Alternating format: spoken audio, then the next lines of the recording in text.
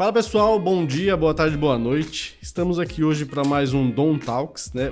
Onde, entre outras coisas, a gente fala também sobre digitalização. E hoje eu tenho um convidado aqui, especial, porque todos são especiais na verdade, né? Que é o Adriano Leite, né? Que é atualmente da Blanvio. E a gente vai hoje descobrir um pouco aí da carreira profissional do Adriano, também sobre como ele enxerga essa questão da tecnologia, né? Dos desafios na indústria farmacêutica, né? Então eu convido vocês aí acompanharem. E, Adriano, muito bem-vindo aí. Obrigado pelo seu tempo. Obrigado pela sua disponibilidade, né? A gente sabe que é sempre muito corrido. Ainda mais que a gente está no final do mês, né? No final do mês da indústria farmacêutica é sempre, sempre emocionante, né? Vira uma rotina prazerosa. Bom, é um prazer estar aqui com vocês, né? E divulgar um pouquinho, além de poder falar um pouquinho da minha experiência, de que a gente pensa agora no presente e no futuro. Tem bastante, né? Quanto tempo você tem de indústria farmacêutica, cara? Olha, esse ano eu estou fazendo 21 anos. Né? Eu sou farmacêutico, né? Eu me formei... Quase a minha idade, 21 anos. Você tem de profissão quase a minha idade. Eu me formei em 2005 como farmacêutico. Certo. Mas a minha trajetória um pouquinho atrás começou em drogaria. Ah, é? Você é de drogaria também? Família, eu tinha um tio que tinha uma drogaria e com 10 anos de idade eu já estava lá. E 10 anos limpando, tirando pó de medicamento, arrumando o medicamento na prateleira. Certo. Era um trabalho, né, de office boy. E naquela época era comum, né, você pegar pré-adolescentes já para trabalhar. Você era de São Paulo? De São Paulo. São Paulo.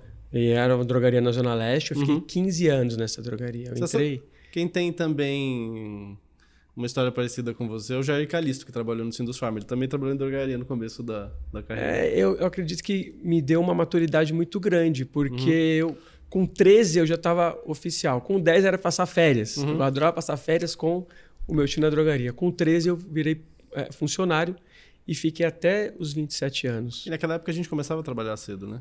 Sim. Até o registro também. Sim, podia registrar com 16 anos. Eu acredito que ali eu agreguei uma questão profissional e de senso de responsabilidade muito grande.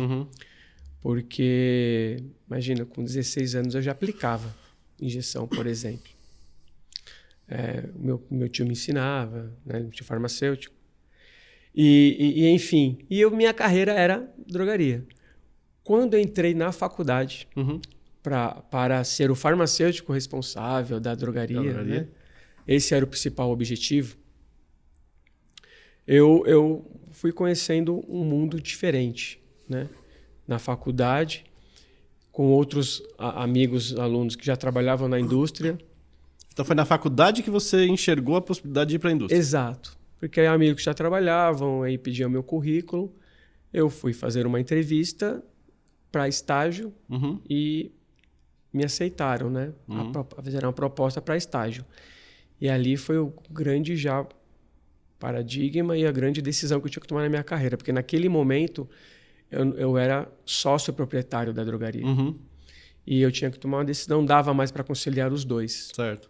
Porque faculdade, estágio e não dava mais. Aí eu saí da drogaria e fui conhecer a indústria.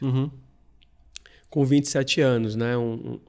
Hoje os estágios 20, 21 anos, 22, eu já fui com 27. O que me ajudou, acredito eu, a minha performance como estagiário com 27 anos? Toda a minha trajetória na drogaria, de responsabilidade, de procurar fazer as coisas, de vestir a camisa mesmo. Bom, fui para a indústria, fiquei... E a indústria era a Eurofarma.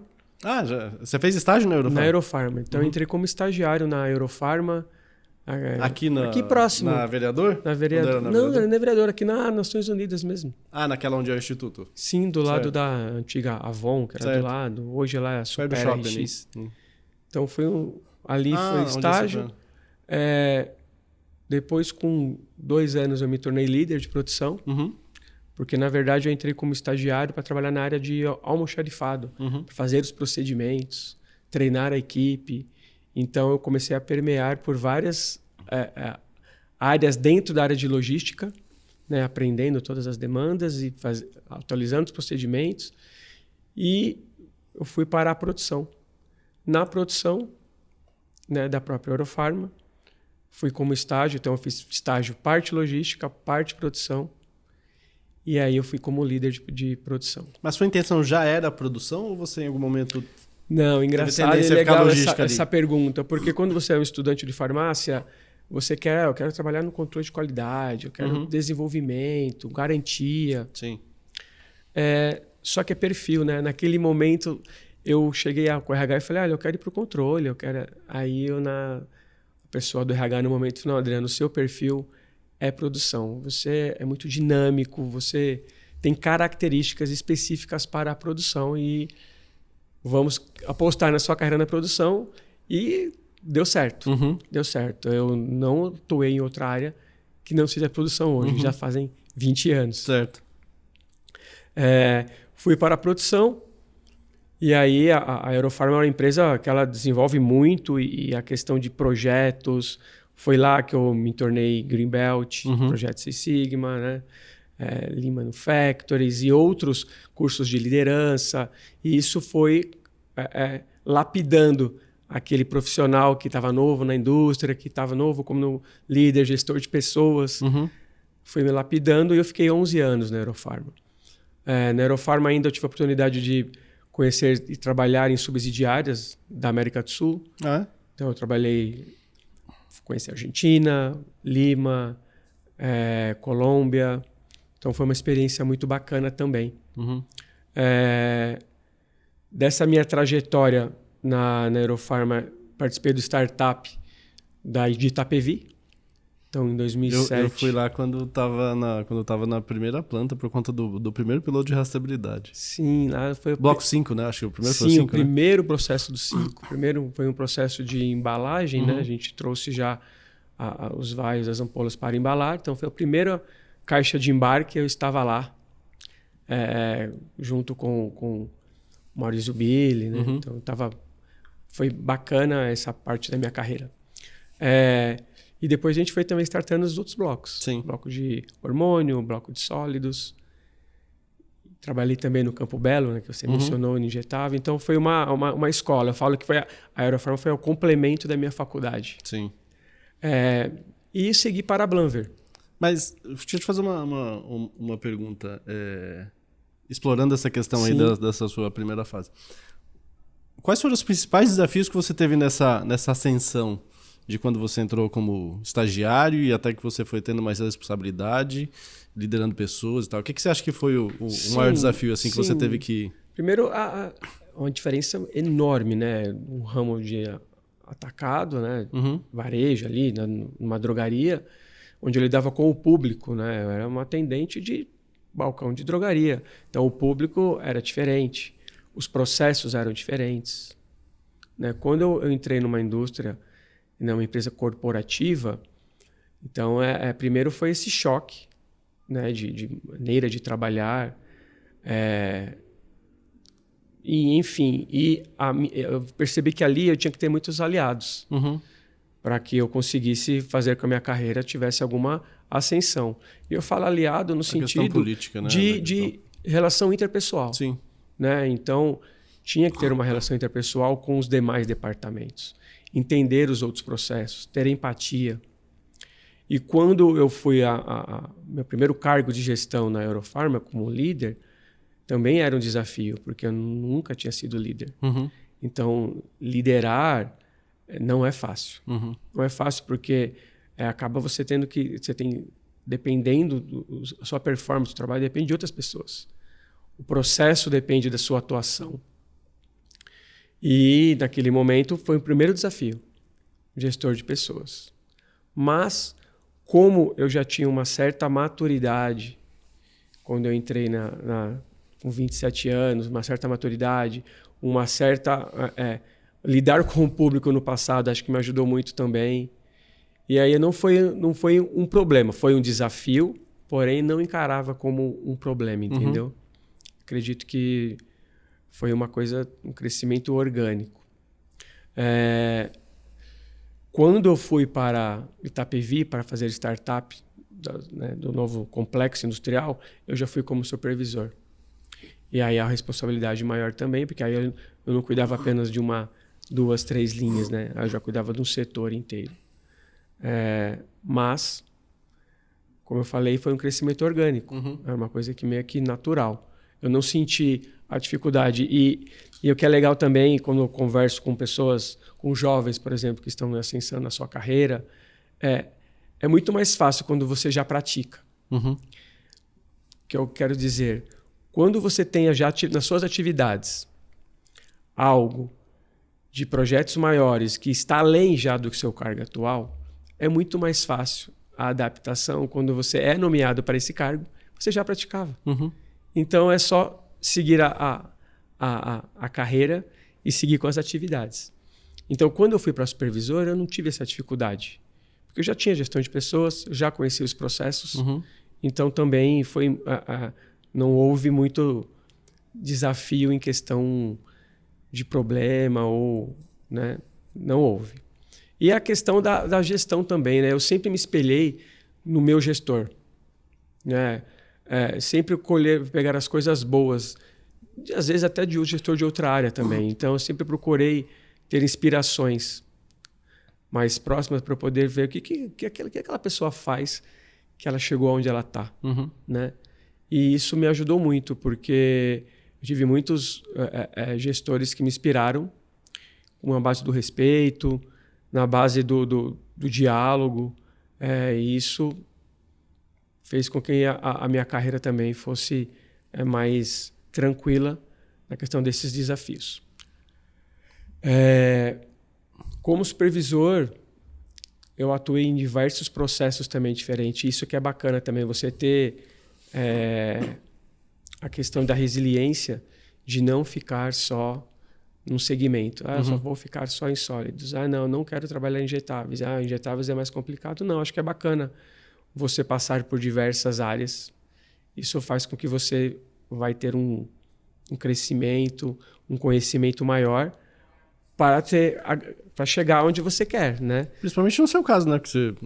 Para quem aspira realmente ser uma liderança de uma planta e tudo mais, você tem que ter uma visão do todo, né? E lógico que isso é muito pessoal, mas eu nunca tive... Quando eu entrei como estagiário, eu não tinha a ambição, eu quero ser um diretor, né, já como estagiário.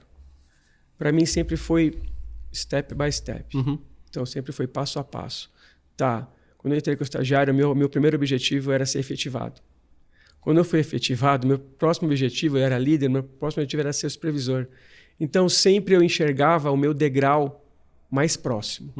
Eu não enxergava 3, 4, 5 degraus à frente. Entendeu? Para mim, e até hoje, eu sigo na minha carreira dessa forma, certo. Entendeu? Eu falo que quando eu só tive a ambição de ser um gerente quando eu fui coordenador. Quando eu era supervisor, minha ambição era ser coordenador. Sim. E na Aerofarma eu fui até o nível de supervisor 2, que era mais ou menos um coordenador. Aí eu fui para a Blanver. Legal. E a Blanver também um choque de realidade, porque era uma empresa um pouco menor comparado com os processos da anterior Aerofarma, mas eu percebi que ali eu tinha uma outra característica e oportunidade para a minha carreira, que era eu poder permear por áreas que eu sabia que existia, mas eu não tinha atuação nenhuma, eu não tinha... porque as empresas, quanto maior a empresa mais segmentado vai ser cada área. Quando eu fui trabalhar na segunda empresa, eu percebi que, por ser um pouco menor, por exemplo, a área regulatória, eu sabia que existia, mas eu não sabia realmente quais atividades, quais as funções. Quando eu pude trabalhar, ter reuniões multidisciplinares, entender os processos, entender uma submissão, entender um pós-registro, isso numa área de supply também, né? Entender a parte de PCP, entender a parte de compras, entender a parte financeira, a parte fiscal, né? Então, os impactos na parte de fiscais, parte de controladoria, isso foi muito importante para o meu crescimento profissional. Hoje eu me enxergo um profissional com uma bagagem muito maior do que quando eu era segmentado só numa área só de produção, embora eu continue atuando só na produção.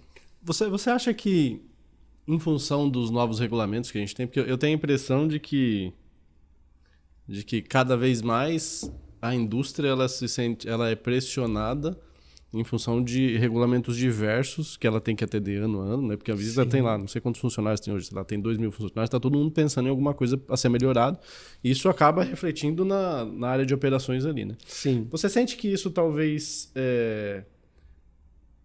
Claro que naturalmente do ponto de vista de segurança, de qualidade, sempre é necessário, principalmente esse alinhamento às normas internacionais, né? Mas como isso impacta nas operações? Porque a gente sabe que lá do lado da indústria... Às vezes a gente, como fornecedor, a gente está olhando para um regulamento, mas você está com 15 na cabeça que você tem que fazer coisas diferentes.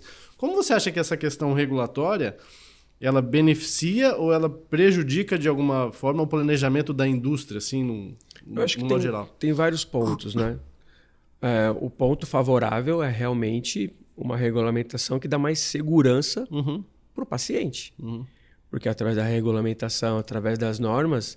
as empresas têm que seguir um certo padrão que vai dar mais segurança, porque eu já imagino se não tivesse essas normas, como que ia ser a fabricação? Cada um ia fabricar um tipo de medicamento que talvez poderia, um mínimo prejudicial, que é uma não eficácia, até uma causa-morte, que é o mais grave. Ok?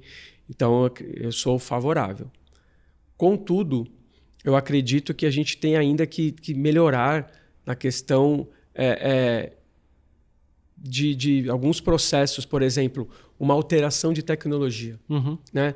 Se nós temos processos aí de registros de produtos de 20, 30 anos, com a tecnologia daquela época, né? Nós temos, eu tenho planetários, estufas, processos manuais, processos que demoram 20, 30 horas, sendo que hoje eu tenho tecnologias de um Raishir leito que vai me levar 3 horas para você granular e secar um produto. Por que não aplicá-las, né? Questão de hora homem, hora máquina, segurança, eficácia e qualidade do processo vai ser muito melhor. Mas aí você esbarra em 2 pontos. Lógico, primeiro o investimento. Sim, claro. O segundo é a questão regulatória, as regulamentações, porque para você fazer uma alteração dessa, você vai cair num pós-registro. Um pós-registro maior, que talvez você vai ter que ter investimento num estudo de biodisponibilidade, bioequivalência, aguardar estudos de estabilidade, aguardar a anuência da Anvisa, 3 anos. E aí... São 3 anos que você compra alguma coisa e você fica com aquele capital empatado, depreciando. Exato. Quando você não pode você não pode ter o benefício daquilo que você Sim, se você não tem a tecnologia, para você ter aderência à tecnologia, já vai ser 1 a 1 ano e meio. Hoje as empresas estão 12 meses para entregar um equipamento nessa tecnologia, mais 6 meses para entrega, instalação, qualificação. Aí você vai fazer os lotes pilotos e vai aguardar mais uns 2 anos de anuência da Anvisa. Então você vai ficar 3 a 4 anos. Eu acredito que... Depreciando. Sendo que você, querendo ou não, você ainda produz o medicamento naquela tecnologia de 20 a 30 anos. Ainda não está fora da norma. Você está dentro da norma. O benefício ainda está tendo um ônus ali que você tem alguma coisa que você comprou. Exato. Eu acho que isso limita um pouco as decisões estratégicas das empresas de inovação. Acredito que se a gente tivesse, na questão regulamentar agora, algo favorável para diminuir esse tempo, né? Acredito que os investimentos seriam maiores. Porque não tem como não falar que a tecnologia traz benefício. Hoje em dia é inevitável a gente falar que a tecnologia não traz benefício. Traz sim. E você entende que, assim, na sua visão, quais são as próximas... Em relação a operações e de uma forma geral, tá? E você pode, baseado na sua experiência, levar para qualquer área, né? Porque como você tem uma atuação abrangente... O que você acha que vão ser os próximos passos da indústria em relação à adoção de novas tecnologias? Seja para produção, seja para novos métodos de produção, de análise e tudo mais, que de alguma forma trazem benefício para a competitividade no geral. Eu enxergo N situações e, como eu falei, independente da área industrial, né? A área produtiva ali. Você pega, por exemplo, o desenvolvimento de novos produtos. Hoje tem softwares... Que simulam, né? Simulam. Né? Você tem softwares que simulam a pré-formulação, a formulação.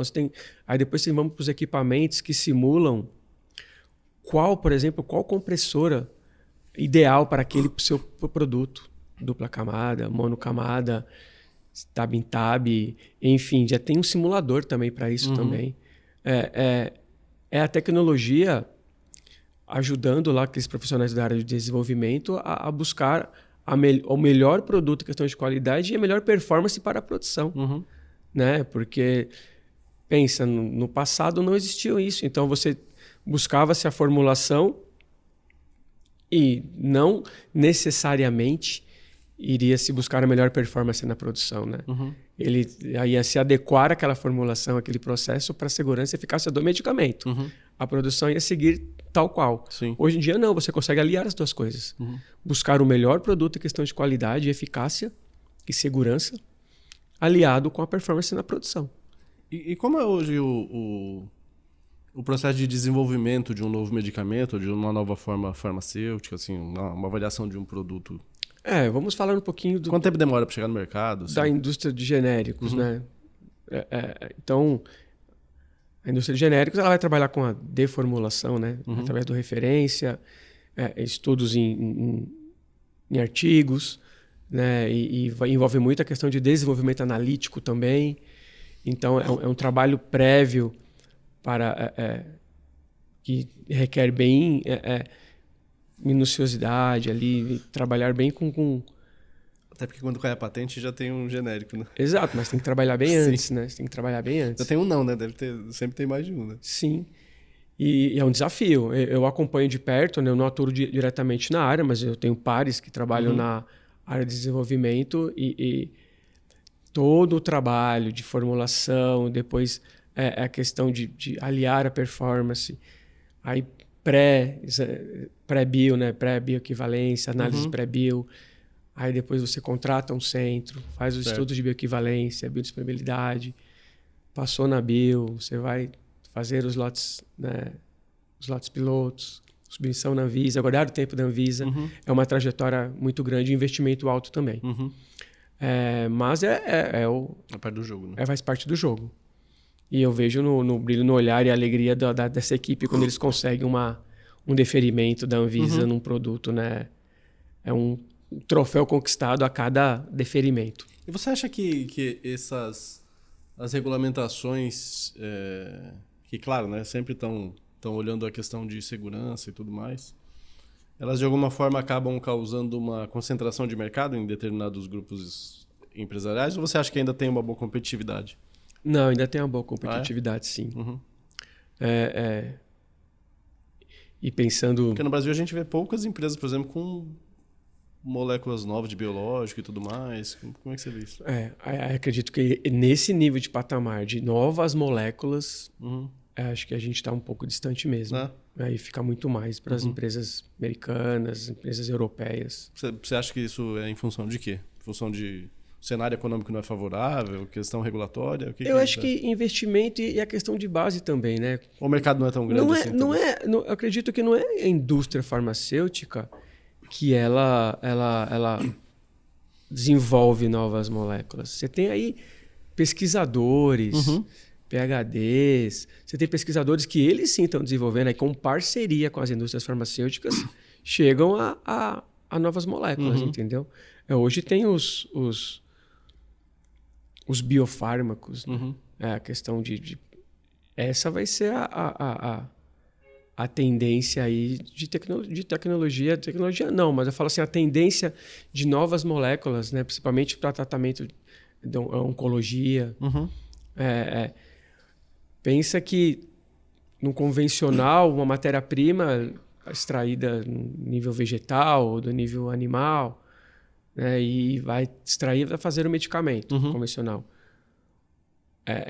Alguns anos e a tendência isso vai ser mais para o futuro.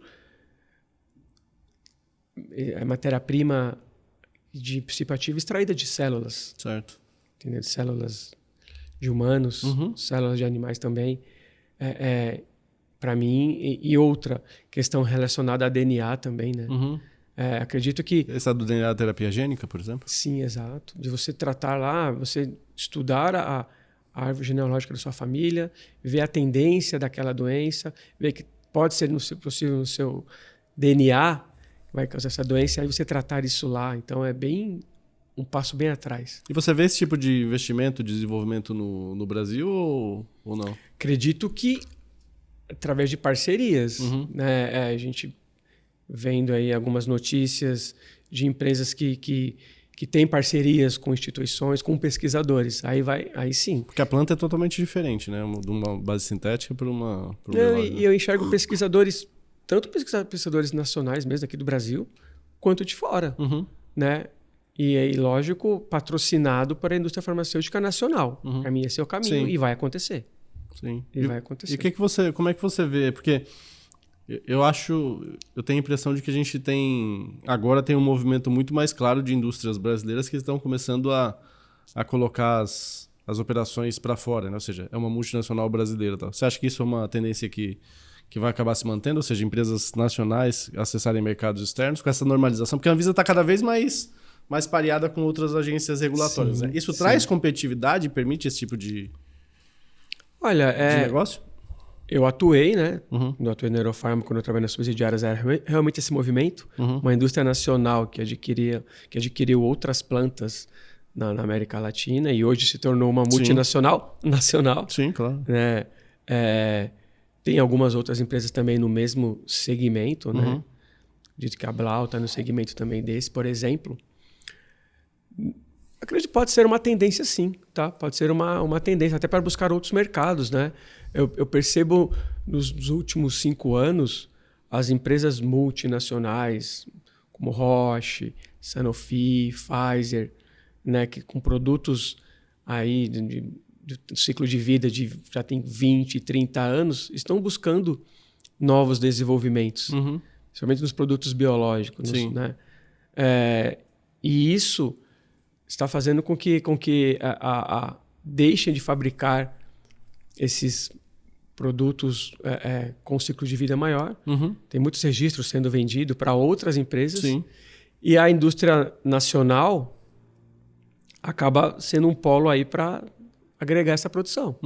No caso, pode ser um CMO, né? Uma terceirização.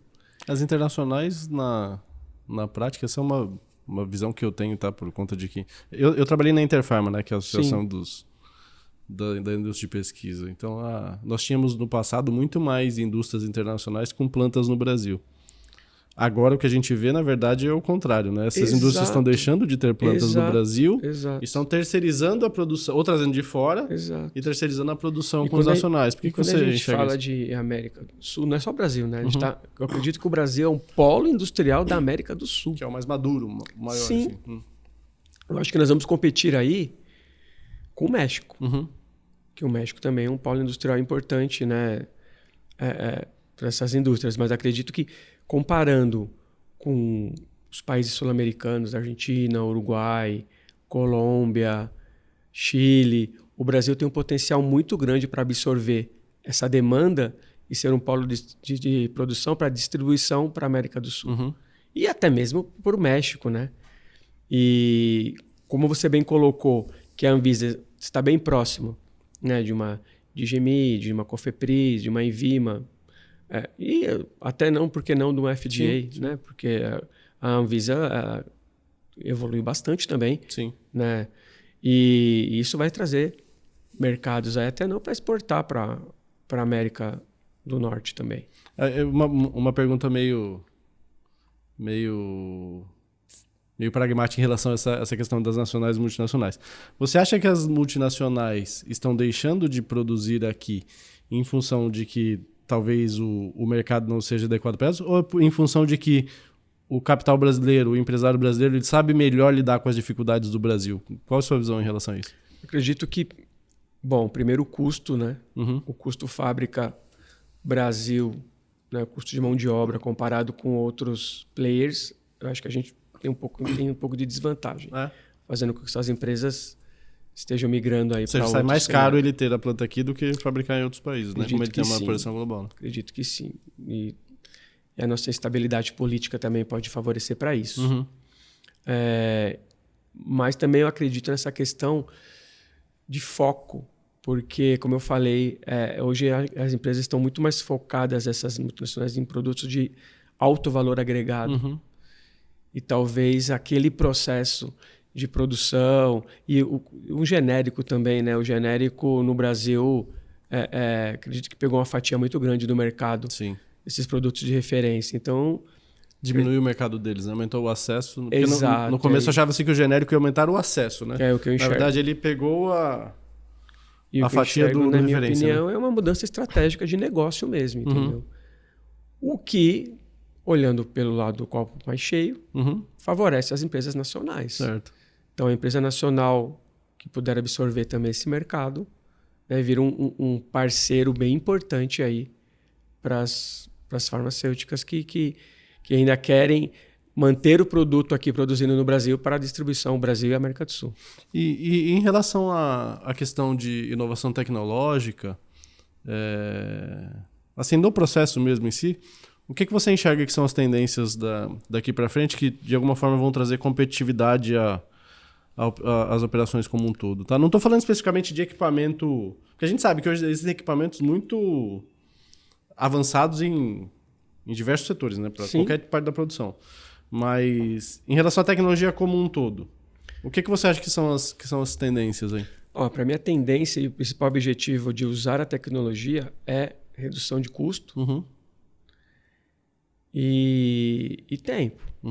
Então, se você reduzindo o custo, você vai ser mais competitivo, né? E tempo e melhorando seus processos, você vai poder agregar mais produção.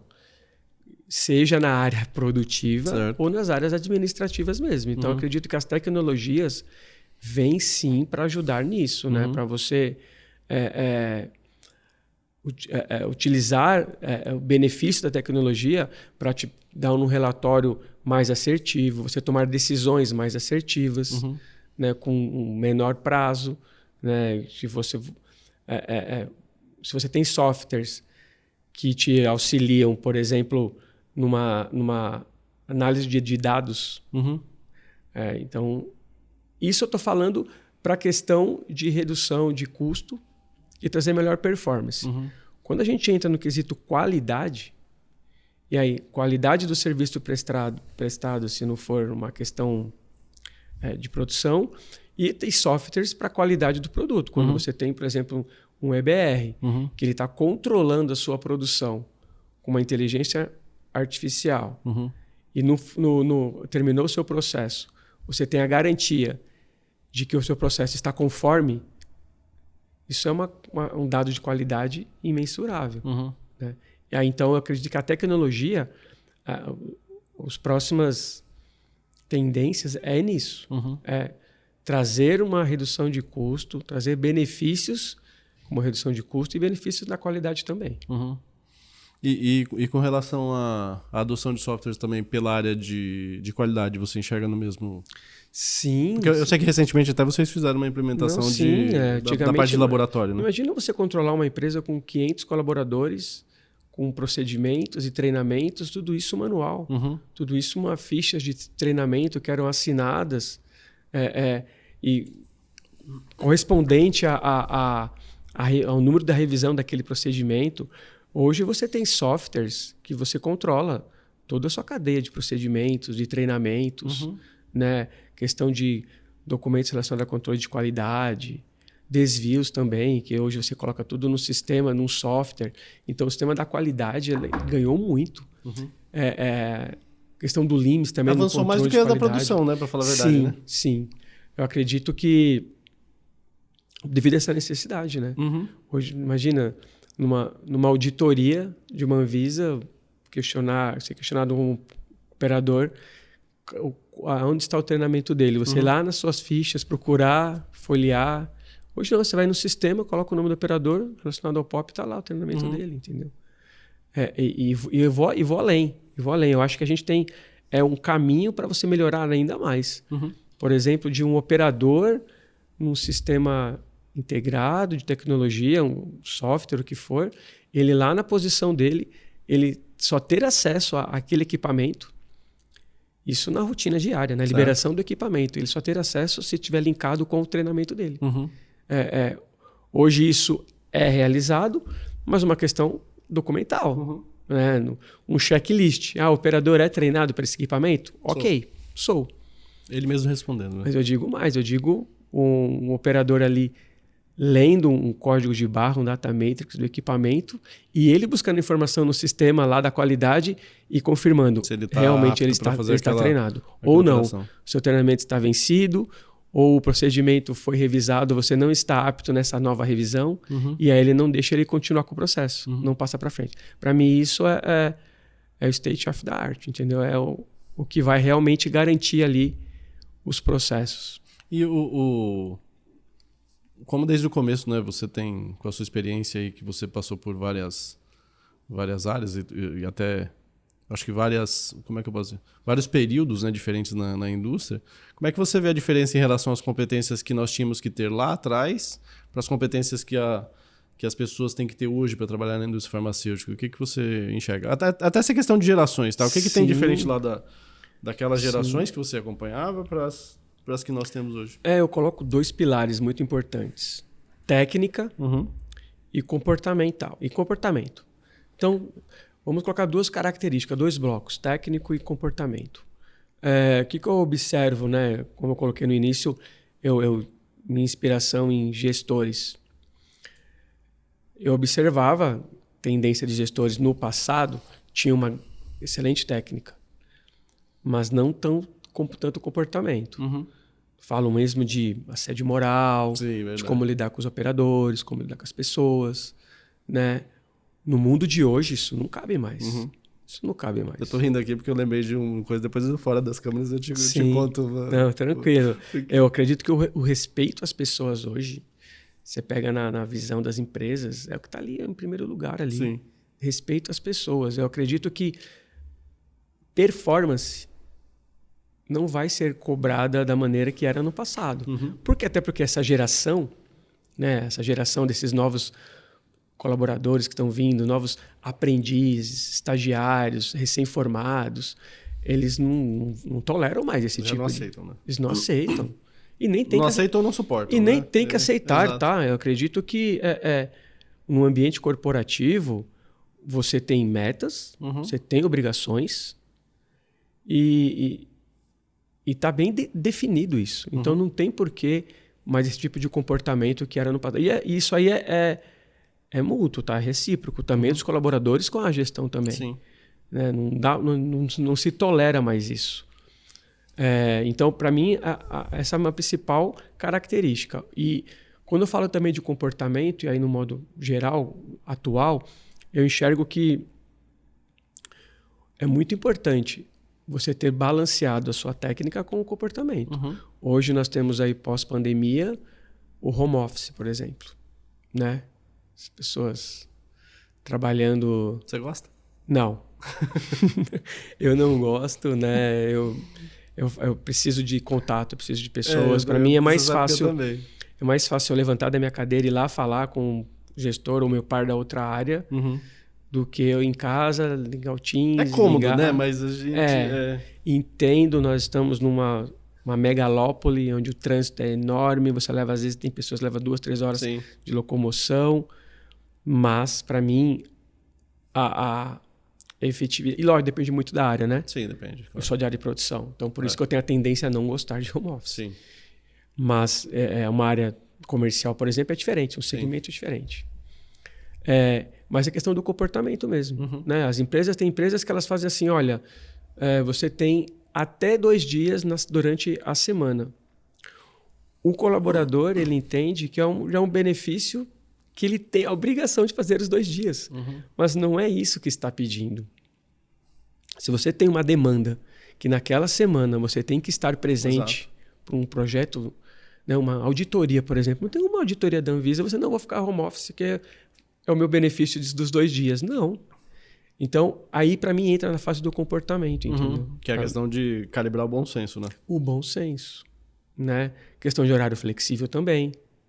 Né? Horário flexível as empresas fazem, porque para você é um benefício, porque um dia você pode ter que ir numa reunião mais cedo do seu filho, ou você pega um trânsito maior, mas é algo que você não pode praticar todos os dias. Por quê? Eu vejo situações hoje que eu marco uma reunião às 16 horas, a pessoa não está mais, porque ela entrou às 6. Entendeu? E ela colocou isso como uma regra. Então, você nunca mais... Então, o seu horário comercial não é mais das 8 às 17. Vai ser, vai ser das 8 às 3 da tarde. Sim. Então, para mim, isso envolve comportamento. Eu acho que a pessoa, o profissional, ele tem que ter o bom senso das suas responsabilidades e pensar também de uma maneira ampla, de uma maneira estratégica. Se você pensar só no seu departamento, só nas suas atividades, você vai comprometer a engrenagem como um todo. Porque nada anda sozinho, né? E uma coisa também, você sabe uma coisa interessante que é um pensamento meu sobre essa questão do home office, né? A questão do relacionamento em si, né? Porque você até pode ter uma atividade que você consegue executar ela predominantemente via home office. Mas saiba que, na maioria dos casos, no momento decisivo entre quando forem escolher alguém para, de repente, ascender, o relacionamento vai ser levado em consideração, né? Sim. Se você não é visto, você não é lembrado. Sim, exatamente. Né? Exatamente. Você vai lembrar daquele cara que você encontrou no café. Exatamente. Cara que tava... E acontece, né? E essas relações interpessoais são muito importantes. Porque, na verdade, a questão técnica ela é pré-requisito para que você tenha mais responsabilidade, mas a confiabilidade e o relacionamento, ela é o que... Acho que o que desempata, né? Sim. Você confia na pessoa, né? Você confia... Sim, não, experiência própria. Eu preciso que um documento seja aprovado hoje. Há uma diferença. Eu estar na minha casa, passar um e-mail ou passar um Teams e falar, você, por favor, poderia aprovar esse documento, é importante. Você pegar e ir lá do que eu ir lá diretamente. Ó, tem um minuto? Tenho, por favor, é muito importante estar do lado da pessoa. Você já tem uma empatia, porque você está sempre junto ali. Então, é mais fácil. Sim. O resultado é mais fácil. Sim. Né? Então, por isso que eu não... Aí você pega a questão dessa nova geração, eles... Se não tiver home office, eles não quer trabalhar. É verdade. Eles não aceitam, não. Eu só aceito o trabalho se eu tiver o benefício do home office. É uma tendência que as empresas vão ter que se adequar. Né? Acredito que nós já falamos pós-pandemia, estamos uns 2 anos aí pós-pandemia já. Acredito que já tem algumas empresas que estão retornando e revertendo a situação, de falar, não, vamos voltar ao trabalhar os 5 dias durante a semana. Eu acho que é inevitável. Eu acho que, de alguma forma, uma flexibilidade ela é sempre bem-vinda. Ter a possibilidade, né, de que exista isso, a flexibilidade. Mas eu acho que a gente perde bastante coisa. Sim. A questão do intangível, né? Porque as conversas via Teams, elas são muito objetivas, né? Exato. Você entra, fala pá, acaba. Só que tem coisas que estão nas coisas que não são objetivas. Exato. Agora, o lado positivo, por exemplo, fornecedores, reuniões, ajudou muito, né? A questão do Teams, a questão... Cara, eu vou te confessar uma coisa. Às vezes a gente, para fazer uma visita, você gastava uma passagem para você fazer uma visita de 1 hora num cara em Goiânia, em Rio de Janeiro. Para prospectar, tá? Sim, para prospectar. Você nem sabia se ia vender. Não, e até eu do outro lado, tá? Não do lado do fornecedor, mas do lado do Leva mais tempo, né? cliente. Você receber e tudo mais. Sim, é mais tempo. E outra, o objetivo. Eu acho que uma visita presencial é importante quando você já está mais a par do que você vai do assunto. Mais avançado. Mais avançado. Né? Eu pego situações que sou abordado por fornecedores e quando eu os recebo, o assunto não está ligado ali comigo. Ele poderia ser uma ligação. Poderia ser uma ligação. Então, hoje, uma prática minha já é, antes de qualquer visita presencial, vamos bater um papo, né? Um vídeo, um call. Sim. Vamos bater um papo, ver se realmente faz sentido. Fez sentido? Vem conhecer a minha empresa. Sim. Né? Eu quero conhecer também você pessoalmente, o que você pode apresentar. Eu acho que poupa ambos os lados. Porque no passado o pessoal às vezes nem te colocava no vídeo, você não era nem considerado se você não fosse lá. E hoje em dia é uma prática que está sendo muito utilizada e eu tento colocar o meu ponto de vista explicando para o fornecedor. Hoje tem fornecedores que eles te procuram no LinkedIn e a empresa. Eles mal se atentam ao seu cargo e a sua atividade relacionada ao seu cargo. Sim. Exemplo, me abordam, né, no LinkedIn ou mandam e-mail para assuntos relacionados a RH. Uhum. Temos empresa de viagens aqui que vai ser melhor para a sua empresa. Eu acho que isso é perda de tempo para ele e para mim. Né? Na maioria dos casos, eu oriento e recomendo, por favor, procure profissionais da área de RH. O gestor de produção não trata desses assuntos. Sim. Mas aí, lógico que eles querem o contato do RH, mas por questão de compliance a gente acaba não passando. Sim. Mas para mim, se ele já fez a pesquisa através do LinkedIn e me achou, ele pode buscar as pessoas da área que ele está vendendo o produto dele, né? Mas essa questão de receber fornecedores, questão da empatia, novamente, sempre que eu tenho disponibilidade eu recebo sim, porque eu me coloco no lugar deles, né? Então, eu acho importante, desde que seja algo proveitoso, né? Proveitoso para ambos os lados. Ninguém vai querer gastar o tempo também, né? Não. E Adriano, assim, em relação, falando em carreira, assim, acho que muita gente que assiste também tem a expectativa de seguir carreira na indústria e tudo mais. O que você acha que são os passos, assim, pro pessoal que tá de olho nessa parte da manufatura, da qualidade e tudo mais, que deveriam seguir? Sim, eu vou até falar um pouquinho da minha profissão como farmacêutico, tá? Inclusive, eu realizo algumas palestras em escolas de segundo grau, escolas técnicas também, que é o papel do farmacêutico na indústria farmacêutica. Porque muita gente nem sabe, né? Só acha que o farmacêutico só na farmácia. Exato. Via de regra, o que acontece? Quando eu falo minha profissão farmacêutico, a primeira imagem é que eu sou lá da drogaria. Eu estou atrás de um balcão da drogaria. Sim. Não tenho nenhum problema, como eu falei, já trabalhei 15 anos, né, nessa área. Não tenho nenhum problema com isso. Mas não se limita, um profissional farmacêutico não se limita só a um balcão de drogaria. O farmacêutico, na indústria farmacêutica, está muito além. E aí que eu faço através dessa palestra em escolas, até alunos de terceiro ano que ainda estão indecisos que faculdade que vai fazer. E até legal um relato de quando eu dei uma palestra dessa, um aluno no final ele falou, olha, acabei de decidir a minha faculdade, vai ser farmácia. Porque nessa palestra eu demonstro todas as atividades do farmacêutico dentro da indústria. Então, desde lá, de uma área de comercial, marketing comercial, produção, qualidade, controle, desenvolvimento, regulatório. E são carreiras. É um profissional farmacêutico que ele vai seguir uma carreira profissional. Então, que nem no meu caso, eu passo esse exemplo para os alunos, né? Desde estagiário até um diretor, um VP, um vice-presidente, e seguiu essa carreira. Qual que é a contrapartida quando eu coloco isso para que as pessoas enxerguem essa outra atividade? Muitos amigos meus da faculdade não seguiram na indústria farmacêutica, seguiram na drogaria.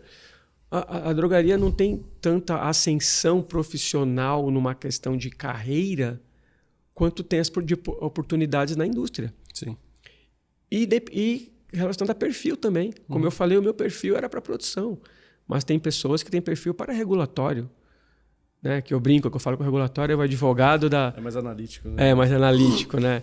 Então, ou no controle de qualidade, que são aquelas rotinas de análises. Então, tem perfis diferenciados dentro da profissão farmacêutico na indústria farmacêutica. Então, para mim, o primeiro caminho é estudar. Acredito que hoje não tem como, né? Então, essas pessoas que querem ingressar uma carreira de sucesso na indústria, formação. Mas aí entra aquela questão. Não é só o diploma que te dá garantia de sucesso profissional. Você vai ter que se destacar. E não espere que a empresa seja a gestora da sua carreira. Faça algo a mais. Não espere que a empresa pague o seu curso de inglês para você ser fluente em inglês. Não espere que a empresa providencie um curso de gestão de pessoas para você ter a habilidade de gestão de pessoas. Faça, se você tem possibilidade, tem condições, vai fazendo em paralelo que isso vai te beneficiar de alguma forma, entendeu? Então, e no ambiente de trabalho, no ambiente corporativo, se não entregar o algo a mais, não vai ter visibilidade. Sim. Então, é muito importante conciliar tudo isso. questão acadêmica, com comportamento e com a dedicação profissional. De realmente ter engajamento mesmo, entendeu? De uma simples planilha que você passar para o seu gestor, ter o cuidado de você rever essa planilha. Um e-mail que você... Releia o e-mail. Sim. Né? Tem esse tipo de cuidado. Porque é isso que vai ser o diferencial. Aos jovens, né? Pegando aliado à tecnologia, quando você recebe um arquivo, um documento hoje no dashboard, né? Impressiona muito mais, né? Então, isso é importante, o visual de uma apresentação, mesmo capricho, em PowerPoint, né? O cuidado, capricho. Né? Então, isso é uma tendência. E as oportunidades na indústria farmacêutica são muito grandes. E faltam, né, profissionais? Né? Faltam. Vocês têm muita dificuldade para contratar? E hoje nós temos um polo industrial em São Paulo, é claro, né? Rio de Janeiro, Goiânia e Minas Gerais. Está crescendo muito. Sim. Tem muitas empresas que estão com indústrias em Minas Gerais. E requer, né? Temos em Paraná também, né? Sim. Mas agora Pernambuco agora também? Pernambuco, verdade. Pernambuco. Eu estive em Porto de Galinhas e no caminho do aeroporto para Porto de Galinhas você passa pela planta do Axim, uma planta belíssima. Fantástico. Belíssima. Eu passei 2 semanas lá quando estava antes do startup lá, na época da rastreabilidade. Sim, e requer profissionais que vai ter habilidades. E como você bem colocou, não tem tantos profissionais assim. Tanto que você conversa com amigos e vai vendo no LinkedIn vários profissionais rodando nas farmacêuticas, outras, né? girando, porque não tem. Né? E a questão também do paciência, né? Eu falo que você tem que estar no local certo na hora certa, mas para isso tem que estar preparado. Sim. Porque a oportunidade, quando surgir, você vai ter que abraçar. E muito mais fácil quando você já está preparado. Agora, se você força uma situação de querer uma carreira em ascensão, você querer subir na sua carreira sem estar preparado, você tem um grande indício de não ter êxito. E uma coisa que eu queria te perguntar, é uma pergunta bastante pessoal. O que você tem de expectativas, assim, porque, assim, entendo hoje que você está tem muita coisa para frente ainda, né? Sim. Quais são as suas aspirações, assim, tanto pessoais ou profissionais, assim, Sim, em algo que você gostaria de se desenvolver mais? O que você imagina para você daqui 5, 10 anos, 20 anos? Eu tenho 48 anos, né? Há 20 já na indústria farmacêutica. É aquilo que eu falo, né? Sempre a gente vai almejando o próximo degrau. O próximo degrau. Então você sabe, né? Quando você começou, 48 anos, estava no final da carreira. 48 anos hoje, a gente está na metade, né? Exato. E eu observo que eu tenho ainda muito gás. Sim. Muito gás para nem cogito. Graças aos medicamentos, né? A gente... Exato, né? Até que tem uma teoria da conspiração, né? Porque por eu ser farmacêutico, quando eu estou numa roda de amigos, sempre vem aquele assunto, as indústrias farmacêuticas tem aquela teoria da conspiração que os medicamentos, já existe a cura para o HIV, já existe a cura para o câncer, mas não fazem porque a indústria farmacêutica ganha muito dinheiro. Já estavam ganhando dinheiro se já tivesse. Eu falei, gente, se a gente fosse pensar assim, nos anos 40, lá, todo mundo morria de tuberculose com 40, 43 anos. A medicação fez com que a gente hoje possa ter até uma vida aí de 75, deve estar em 77 anos aí a média.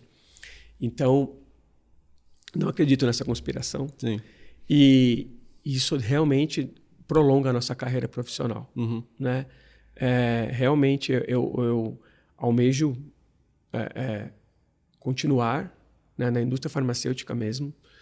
Ainda não penso em que você pega, de novo, né, inspiração nos gestores. Muitos profissionais foram ser consultores, conselheiros, estão no mercado aí. Sim. Né? Ainda não penso nisso, porque está muito mais à frente, mas na minha carreira profissional, sim, acredito que uma visão muito mais estratégica e de negócios. Então, as habilidades que você enxerga aqui hoje, nessa fase da carreira, que alguém teria que prestar mais atenção, né? É essa questão estratégica. Sim, porque quando você está, seja qualquer departamento agora, você está ali na sua rotina, no seu operacional da sua determinada área, você vai ter que abrir um pouco a sua mente e pensar mais amplo. Sim. Né?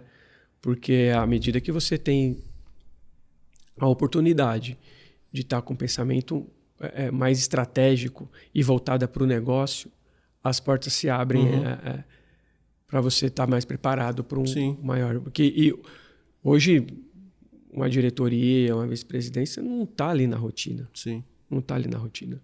Na rotina está ali com gerentes, supervisores, né? Com chão de fábrica, ou seja, na qualidade, ou seja, em outros departamentos. Eu enxergo os cargos, né, de diretoria, de vice-presidência, né, muito mais focado em estratégia mesmo. Sim. E isso, para mim, é o que eu busco. Legal. E aí, como a gente está chegando já no final, né? E eu percebi a questão até do trabalho aí que você faz, que ele é um trabalho focado em coisas que não são tão profissionais, a questão das palestras e tudo mais. Sim. Você, assim, qual o legado que você gostaria de deixar, assim, alguma coisa que está nesse sentido aí? Bom, o legado eu tive nesses meus 20 anos de carreira profissional, sejam colaboradores, sejam amigos, incentivá-los a buscar, a mostrar, né, que através do estudo, através da dedicação, da responsabilidade, que é possível sim, né, a gente ter uma carreira. Quando eu era um estagiário, eu admirava o meu supervisor. Nossa, eu quero ser, né, um supervisor também, né, a postura. Então, eu hoje, né, quando você vê um CEO de uma empresa que tem mais contato, você tem uma inspiração. Você tem que falar, nossa, que legal a história deles. E você pega a maioria das histórias né, de CEOs, é uma história brilhante. Tipo assim, a gente não tem a ideia de, não, já nasceu em berço de ouro. Não, foi lá, ó, trabalhando. Eu lembro que o Maurício Billy, que eu tive contato na Aerofarma, ele, com 18 anos, estava registrado na empresa. Então, ele acompanhou desde cedo todas as atividades. Sim. Então, o legado que eu deixo é essa questão de coaching mesmo, né? Você gosta dessa parte de formar as pessoas? Eu gosto. Eu faço uma gestão de portas abertas. Então, todos os meus colaboradores têm portas abertas para conversar comigo. Até de, Adriano, eu estou pensando em fazer um curso. Que curso que eu faço? Adriano, eu estou pensando na minha carreira. Portas abertas, converso. E é mais fácil quando a gente já passou, né? Sim. Você dá o caminho das pedras. Sim. Né? Então, o meu legado que eu quero é esse. Né? Ser E da mesma maneira que eu me inspirei, ser um inspirador para outras pessoas também. Legal. Né? Eu fico muito feliz quando no LinkedIn, um colaborador meu de 10, 15 anos atrás, hoje ele é um supervisor, gerente, né? Ou um simples formatura, que eu vou lá e parabenizo que ele está se formando, e ele coloca, Adriano, isso aí foi você me ajudou também, né, na questão de fomentar, de me orientar para isso, entendeu? Isso eu acho muito bacana. É isso, o legado que eu quero é isso, e hoje eu não tenho filhos, né, mas pretendo tê-los. E a ideia é uma experiência muito boa. A ideia é isso também. Hoje eu sinto muitos jovens perdidos, né, sem saber o que fazer. Acredito também que não é o caminho você forçar alguma coisa. Tipo, eu vou ter meu filho, eu quero que ele seja farmacêutico, então saiu do ensino fundamental. A gente tem que fazer as próprias escolhas, né? Já entra na faculdade, aí não é aquilo que ele gosta, ele perdeu, 2, 3 anos, trancou a faculdade para começar o que ele realmente gosta. Então, eu acho que é preparar o jovem já conversando, ele saber o que você faz, né? Se você trabalha numa empresa que tem condições de você levar ele para visitar o seu trabalho, é legal para ele entender. Sim. Né? E é isso, é ser inspirador para essa geração aí, né? E não só jovens, tá? Não só jovens. É ser inspirador para quem tem vontade de querer mudar a sua carreira, de crescer, né? Quando eu lá atrás, eu falo que eu tive a a opção de trocar desse meu segmento, né, do varejo para a indústria farmacêutica, eu tive que abdicar de muitas coisas, né, financeiramente falando, tempo, porque eu morava na Zona Leste, atuava na Zona Leste. Sim, e você veio para cá, né? Quando eu continuei morando na Zona Leste, fazia faculdade na Zona Norte e trabalhava na Zona Sul. E não tinha um metrô, né? Que hoje tem até. Então foi bem desafiador. Mas eu falo que eu tive que dar um passo para trás para dar 2 passos para frente. Cara, eu tenho um amigo que ele morava na Zona Norte, trabalhava na Beringer, Itapecerica, e fazia isso de ônibus. Então, e é algo que, por exemplo, numa seleção de colaborador, às vezes alguém fala, não, você vai contratar essa pessoa mora na Zona Leste. Eu falo, ele sabe onde ele está vindo trabalhar, ele já conhece o endereço. Sim. Então depende dele certo. aceitar a distância ou não. Eu não posso impor isso, entendeu? Porque eu não posso colocar essa dificuldade de negar o emprego para uma pessoa porque simplesmente ela mora longe. Sim. Se ela consegue cumprir o horário dela de trabalho... São as escolhas e cada um tem o seu desafio, né? Exato. Porque eu passei por isso, então eu não vejo como um problema, não. Eu acho que, como eu falo, dedicação depende de cada um. Eu trabalhei uma vez com uma pessoa que começou como estagiário comigo, virou desenvolvedor. Ele morava em Suzano, cara, e ele pegava aquele trem lotado e tal, e uma vez a gente conversando, eu falei, cara, um dia... hoje o seu desafio é o trem lotado, um dia vai ser outra coisa, né? Hoje, inclusive, ele trabalha na Alemanha, desenvolvedor trabalha na Alemanha. Mas a gente sempre tá o desafio, né? Que para um é o trem, para o outro é o ônibus. Sim. Para o outro é a distância de carro mesmo. Sim. 2 horas de trânsito também não é agradável. Às vezes é melhor você estar no banco do trem do que no carro dirigindo. Os obstáculos já existem. Sim. Para mim, o diferencial é a maneira como você encara esses obstáculos. Sim. Você pode encarar ele como super problema ou como mais um. Sim. Então, acho que esse é o racional que a pessoa tem que ter para ela ter sucesso, seja na sua carreira profissional como pessoal também. Sim. Cara, gostei bastante do podcast. Espero que você tenha gostado. Não, legal, bacana. Acho que é importante, né? Eu adorei ver essa questão do inspiracional e tal, tudo mais, porque eu acho que a gente tem que dar bons exemplos, né? Tem que trazer bons exemplos e eu acho que é importante para a formação contribuir, né? Eu acho que talvez seja esse podcast hoje foi mais um passo aí em relação a esse trabalho que você já faz aí de inspirar, de instruir, né? Sim. É como se fosse a sua palestra que vai ficar gravada. Exato. E você não sabe o orgulho que eu tenho, por exemplo, quando eu vejo lá um jovem aprendiz, né? Que não é nem estágio, é um degrau ainda além do estágio, né? Um jovem aprendiz, ele não está nem na faculdade ainda. Sim. E esse jovem aprendiz, ele tem a oportunidade de conhecer a empresa, conhecer o mundo corporativo. Estou falando de jovens de 16 anos, 17 anos. Ele conhecer e já pegar aquela maturidade de ver como que é, né, o trabalho numa empresa corporativa. Ele ali se inspirar para estudar. E depois desse jovem aprendiz aí subiu na carreira. Aí, já está como cargos gerenciais. Então isso é muito inspirador. É muito legal, né? É muito legal. É muito legal. É muito legal porque a sociedade só vai mudar através dessas pessoas. É só assim que vai mudar. A economia, questão de comportamento, só vai mudar assim. Sim. Então isso aí é um bem que vai trazer para todos nós, né? Sim, com certeza. É isso aí. Obrigado pelo seu tempo, pela sua presença. Obrigado pelo convite. Acho muito legal compartilhar um pouquinho da nossa trajetória e de alguma forma ser inspiração aí para quem está assistindo aí, né? Ou vai assistir. E você já... No final já tá como se fosse o 10º podcast. Já tá estreia, bom. Né? Estreia no podcast. Foi a estreia, viu? Então já tá bom. É legal que é um papo, né? Então o papo vai... Sim, eu acho é muito mais confortável quando você tem uma conversa que você faz parte do seu dia a dia. Então, como se a gente estivesse num bar batendo um papo. Exato, com certeza. Então é isso bacana, muito obrigado e espero aí poder participar de mais vezes. Vamos sim.